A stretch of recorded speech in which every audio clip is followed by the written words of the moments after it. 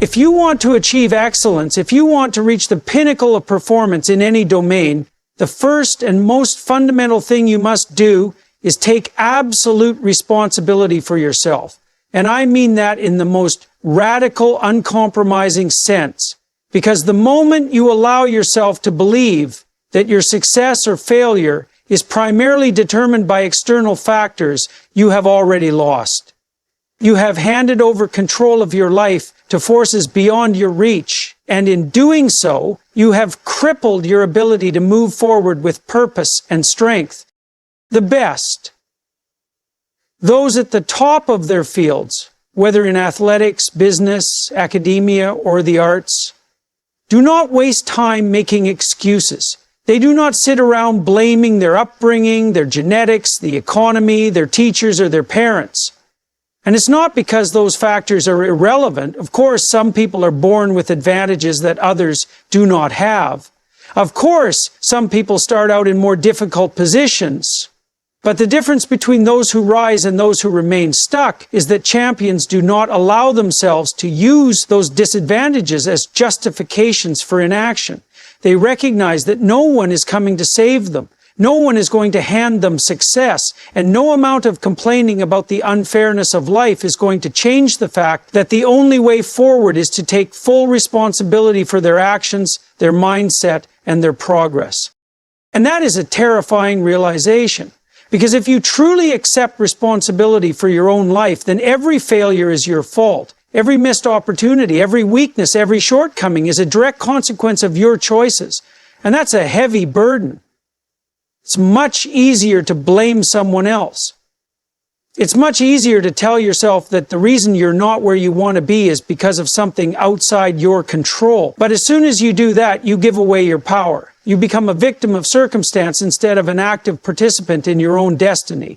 And that is a disastrous way to live. Champions don't think like that. They assume that everything in their lives, every outcome, every result, is their responsibility. And that is a profoundly powerful mindset because it means they can do something about it. If your failures are someone else's fault, then you're helpless. But if your failures are your fault, then you have the ability to fix them. You have the ability to change. And that is what separates those who succeed from those who don't. The best do not waste time lamenting the hand they were dealt. They focus entirely on how they are going to play it. And this is not just a psychological trick. It is the fundamental reality of life. Because even if external factors do play a role in your challenges, what's the alternative? What happens if you choose to believe that your problems are entirely outside your control? You stagnate. You become resentful. You allow yourself to sink into apathy and despair. And then what? Then you are weak. Then you are easily broken by adversity. Then you become someone who looks at those who succeed with bitterness instead of admiration, because deep down you know that you have failed to take responsibility for your own potential. And that is a tragedy, because every single person, regardless of their starting position, has the capacity for improvement. Maybe you won't be the best in the world at what you do. Maybe you won't reach the absolute peak of success, but you can be better than you are now. You can be stronger, more disciplined, more capable. And if you reject responsibility, you deny yourself even that possibility. This is why the mindset of a champion is so brutally demanding, because it does not allow for self-pity. It does not allow for the luxury of blaming others. It forces you to confront the brutal truth that you are the only person who can change your circumstances. And most people don't want to hear that. Most people would rather be comforted than challenged. They would rather be told that their failures are not their fault, that the world is against them, that they are powerless. But that is not the mindset of someone who wins. Winning, true, lasting success demands complete ownership. It requires you to wake up every single day and ask yourself, what can I do to be better? What weaknesses do I need to address? What habits do I need to eliminate? What disciplines do I need to strengthen? And it requires you to answer those questions with honesty and action, not just empty reflection. And this is something that champions understand intuitively. They do not sit around waiting for motivation. They do not depend on external validation to push them forward. They operate with the understanding that their progress is entirely up to them. If they fail, they adjust. If they encounter obstacles, they find a way around them.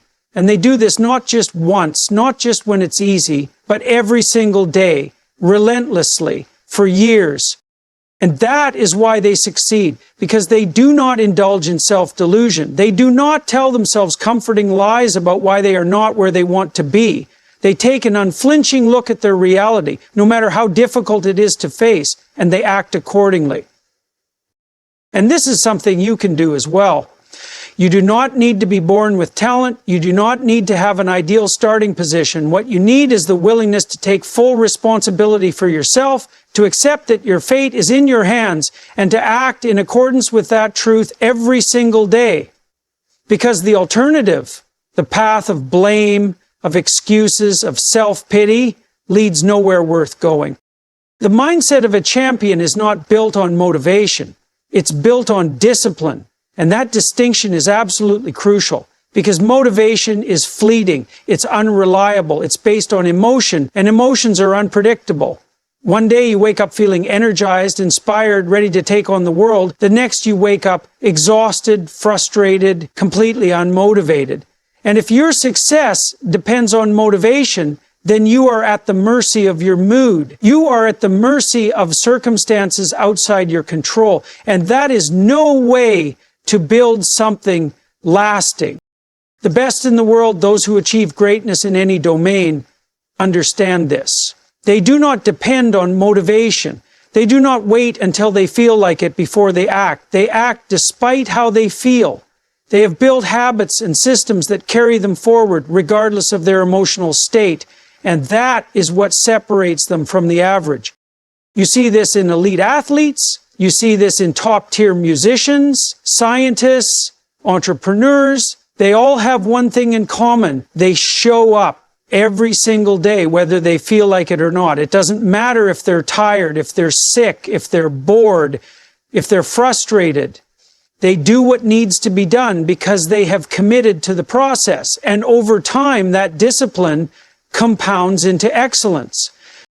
The problem is that most people rely entirely on motivation. They get inspired by a speech, a book, a documentary, and for a brief moment they feel an overwhelming surge of energy.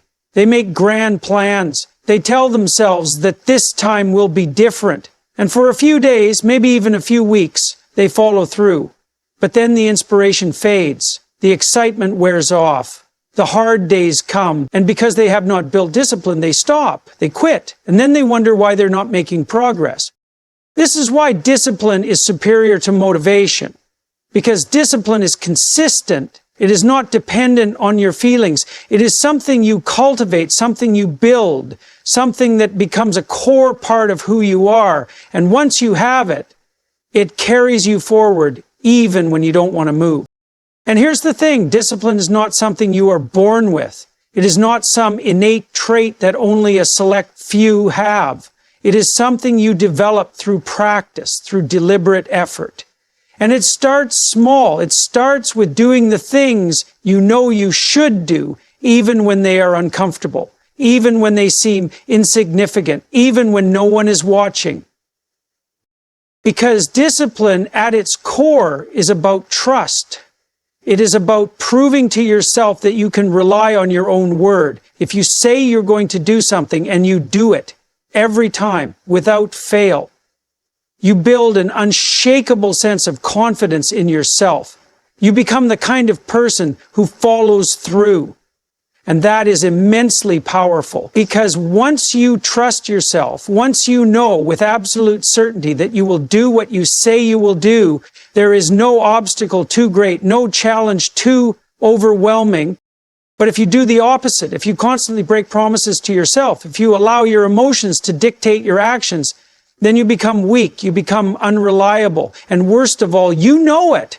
You know deep down that you cannot trust yourself to do what needs to be done, and that creates a vicious cycle. Every time you fail to follow through, you reinforce the belief that you are not capable, that you are not disciplined, that you are not strong enough to succeed. And that belief is devastating, because the moment you start to believe you are incapable, you stop trying.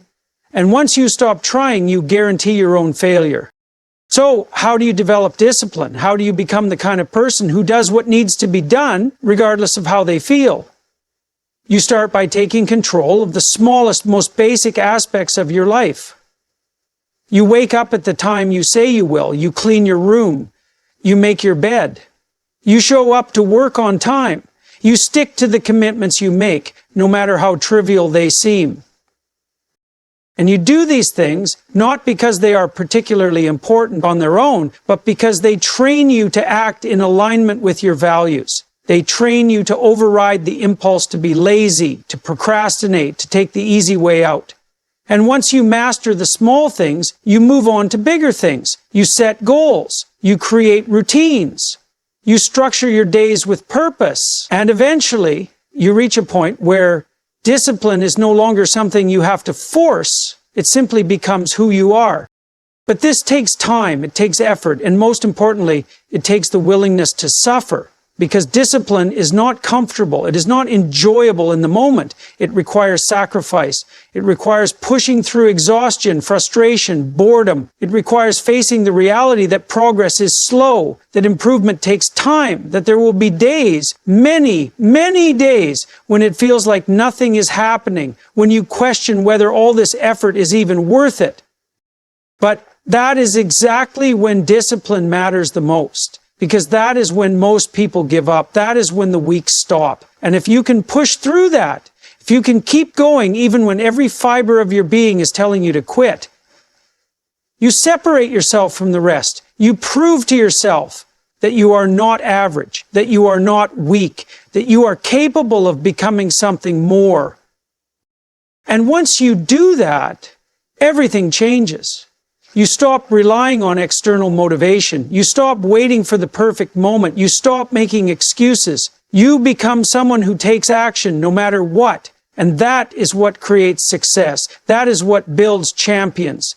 That is what allows you to rise above the masses and become something extraordinary. Life is suffering. That is an undeniable truth. It is something that every human being will face, regardless of status, wealth, intelligence, or background. You will encounter obstacles. You will experience failure. You will be betrayed, disappointed, and hurt. That is not a possibility. It is a certainty. And how you respond to that suffering will determine whether you rise or whether you fall.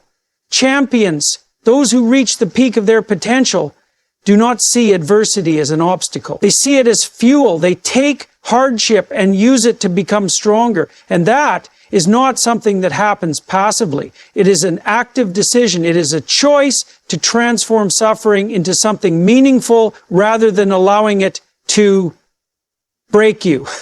The difference between those who succeed and those who do not is not that one group faces less adversity. It is not that one group has been given an easier path or fewer challenges. It is that the successful have made a conscious decision to use their struggles as a source of growth rather than an excuse for failure.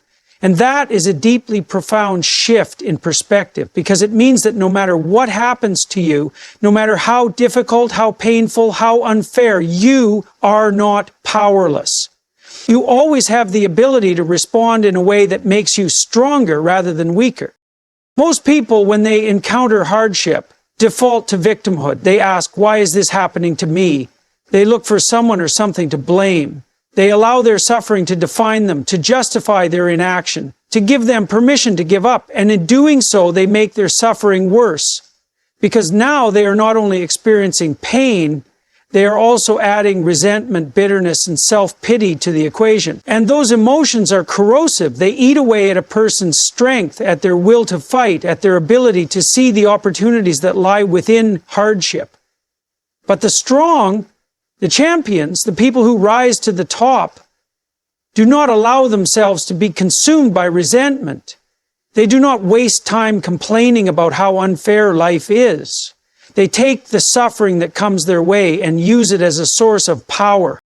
And you see this time and time again in the stories of the most successful people in the world. So many of them came from nothing. So many of them faced unimaginable hardships, poverty, abuse, failure, rejection. And yet, rather than allowing those experiences to destroy them, they used them as fuel. They used their pain as motivation, as something to push them forward rather than hold them back. You can do the same. You can take every failure, every setback, every painful experience, and instead of asking, why me, you can ask, how can I use this? Because there is always something to be gained from suffering. It can teach you resilience. It can teach you discipline. It can expose your weaknesses so that you can strengthen them. It can force you to develop the kind of toughness that is required to achieve anything worthwhile. And that toughness, that mental fortitude is what separates those who quit from those who persevere. Because success is not about talent alone. It is not about intelligence alone. It is about the ability to keep going when most people would stop. It is about the ability to stand up after every failure, to learn from every mistake, and to move forward despite fear, despite uncertainty, despite pain. You do not become strong by avoiding hardship. You do not build resilience by staying comfortable. If you want to be great, you must be willing to suffer. You must be willing to endure, and not just endure, but embrace it. To see every difficulty as an opportunity to grow rather than a reason to retreat. And that is a difficult mindset to adopt, because it requires you to take full ownership of your struggles. It requires you to stop blaming circumstances, to stop waiting for someone to rescue you, to stop believing that life should be easy. It requires you to face reality as it is and to respond with strength rather than weakness. But once you do that, once you shift your mindset from seeing adversity as an enemy to seeing it as an ally, everything changes. You stop fearing hardship. You stop avoiding discomfort. You start to seek out challenges because you understand that every challenge makes you better, makes you sharper, makes you more capable of achieving your goals. And that is what champions do. They do not wait for life to be easy. They do not wish for fewer problems. They wish to be stronger, and then they do the work required to make that wish a reality. You have that choice. Every day, you have that choice. You can let suffering break you, or you can let it forge you into something greater. You can complain about adversity, or you can use it to become more disciplined, more resilient, more unstoppable. And the moment you make that choice, the moment you decide that no amount of hardship will stop you, you become dangerous. Because now, nothing can break you. Now every setback is simply another step forward. Now you have become someone who cannot be defeated. And once you become someone who cannot be defeated, you begin to operate in a completely different way. You stop hesitating. You stop doubting yourself. You stop retreating at the first sign of difficulty. Because you understand that every single challenge is an opportunity. An opportunity to prove to yourself over and over again that you are stronger than you once were, that you are more capable than you ever imagined, that you are forging yourself into something unbreakable. Most people never reach that point. They never push through long enough to see what they are truly capable of. The moment things get hard, they retreat. They tell themselves that success must not be meant for them, that they lack the talent, the intelligence, the natural ability. But that is a lie. That is an excuse. Because every person who has ever achieved greatness has faced difficulty. Every champion has suffered, has struggled, has questioned whether they had what it takes. But what made them different is that they did not stop. They did not let their failures define them. They did not let their pain convince them that they were not worthy of success. And that is the choice you have to make. Will you let adversity shape you into something stronger, or will you let it break you? Will you take your failures and use them as stepping stones, or will you use them as reasons to quit? Will you see pain as the cost of progress, or will you see it as an unbearable burden? If you choose the first path, you will discover something remarkable. You will discover that the more hardship you face, the more capable you become. You will find that the things that once seemed impossible now seem within reach. You will realize that pain is not your enemy, it is your teacher. It is the thing that refines you, that sharpens you, that prepares you for the battles ahead. And once you understand that, once you fully internalize it, you will no longer fear it. You will no longer fear it, because you will know deep in your bones that every struggle is making you into the kind of person who cannot be stopped. And that is the mindset of a champion. If you want to achieve something extraordinary, if you want to rise above mediocrity and become one of the best at what you do, you cannot live without a clear vision and purpose. This is not just some abstract feel-good idea. It is a fundamental psychological reality. Without a vision, you are aimless. You are lost. You are adrift in a sea of distractions, temptations, and trivial pursuits that pull you in 100 different directions. And in that state, you are weak. You are easily swayed by fleeting impulses, by short-term comfort, by whatever feels good in the moment but ultimately leads nowhere.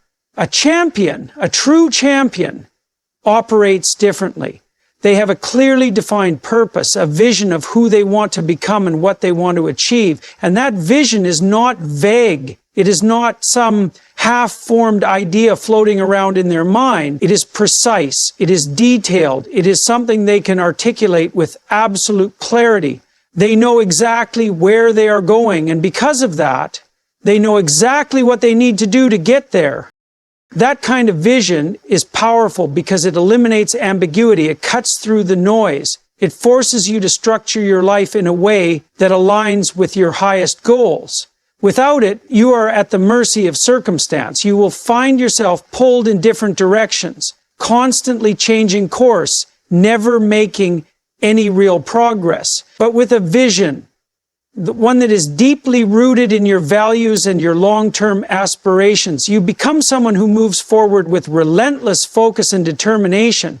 And that focus is rare. Most people do not have it because most people never take the time to truly define what they want. They drift through life reacting to whatever happens rather than setting a clear destination and working toward it with discipline. And then they wonder why they feel lost, why they lack motivation, why they never seem to get anywhere. It's because they haven't structured their lives around a meaningful pursuit. They haven't taken the time to sit down and map out where they want to go. That is something you must do. You must take the time to ask yourself in the most serious way possible, who do I want to become? What kind of person do I want to be? What kind of life do I want to build? What am I willing to sacrifice in order to achieve it? And if you do not have answers to those questions, then that is your first problem. Because if you do not know where you are going, you will never get there. Once you have a clear vision, everything else falls into place. Your priorities become obvious. Your daily decisions become easier. You no longer waste time on meaningless distractions because you know that every moment matters. You begin to structure your life in a way that aligns with your goals. You wake up each morning with a sense of purpose, knowing exactly what needs to be done. And that is an incredibly powerful way to live because it gives your life direction. It gives you something to strive for, something to aim at, something that makes all the effort, all the struggle, all the sacrifices worthwhile. But having a vision is not enough. You must also take action, and not just sporadic action, not just bursts of effort when you feel inspired. You need relentless, disciplined action, day after day, for years. That is what separates those who succeed from those who do not. Because everyone has dreams. Everyone has things they would like to accomplish. But very few people are willing to put in the work required to make those dreams a reality. And this is where most people fail. They set a goal, they feel a surge of motivation, and they start taking action. But then reality sets in. The work is harder than they expected. Progress is slower than they hoped. They encounter obstacles, setbacks, failures. And because their vision was not strong enough, because they were not truly committed, they give up. They tell themselves that maybe they weren't meant to succeed. Maybe they just weren't good enough. But that is not true.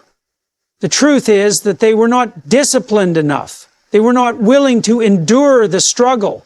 They allowed difficulty to shake their resolve instead of using it to strengthen their determination. Champions do not operate that way. They do not allow their emotions to dictate their actions. They do not let setbacks derail them. They are relentless. They show up every day, no matter what, and they do so because they have internalized their vision to such an extent that quitting is simply not an option. They are so committed to their goal that no amount of hardship, no amount of failure, no amount of external pressure can stop them. And that level of commitment is rare. Most people are not willing to operate at that level. They want success, but they also want comfort. They want achievement, but they are not willing to endure suffering. But you cannot have both. If you want to accomplish something truly great, you must be willing to sacrifice. You must be willing to give up distractions, to eliminate excuses, to push yourself beyond what is comfortable, because that is what is required. That is the price of excellence. And the moment you accept that, the moment you fully commit to your vision and structure your entire life around it, you become dangerous. You become someone who cannot be stopped. Because now, you are not just working hard when it is easy. You are working hard all the time. You are doing what needs to be done, regardless of how you feel. And that level of discipline, that level of focus, is what leads to greatness. But none of this happens by accident. It happens because you make a conscious decision to take control of your life. It happens because you refuse to drift aimlessly, because you refuse to allow yourself to be consumed by mediocrity. It happens because you sit down, define what you want, and then dedicate yourself fully to achieving it. And once you do that, once you commit with every fiber of your being, you will begin to see changes. You will see yourself growing stronger, more capable, more disciplined. You will begin to separate yourself from the average, from those who are content with a life of aimlessness and stagnation.